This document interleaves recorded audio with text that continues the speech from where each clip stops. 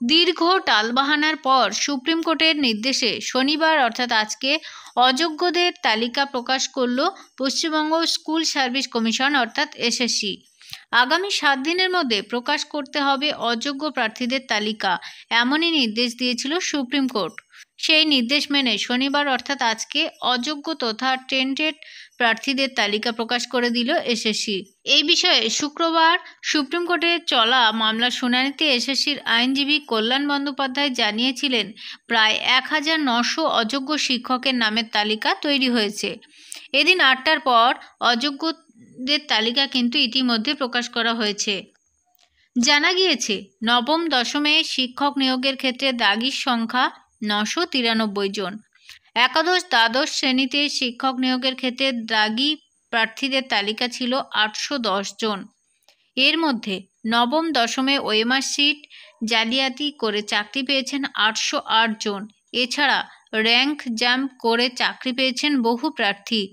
মোট 34 পাতার তালিকা প্রকাশ করা হয়েছে। নবম দশমে এবং একাদশ দ্বাদশে 1806 জন অযোগ্য প্রার্থীর তালিকা প্রকাশ করা হয়েছে ওয়েবসাইটে। নাম এবং রোল নম্বর সহ উল্লেখ করা হয়েছে। স্কুল এবং বিষয়ের নাম নেই, প্রথম তালিকা বলে উল্লেখ করা হয়েছে।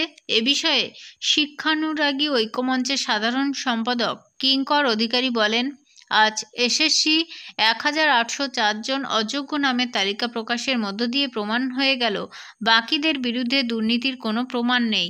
আমরা দাবি করছি, যারা ফ্রেশ ক্যান্ডিডেট তাদের পরীক্ষা হোক, বাকিদের পরীক্ষার সামনে না ফেলে সসম্মানে বিদ্যালয়ে পুনর্বহাল করা হোক, আর অযোগ্যদের জায়গায় 2016 যোগ্য ওয়েটিংদের নিয়োগ করা হোক।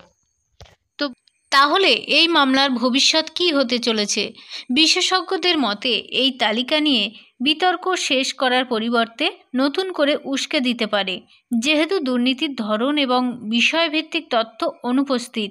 তাই আগামী দিনে এই মামলা কোন দিকে মোড় নেবে তা নিয়ে সংশয় থেকেই যাচ্ছে।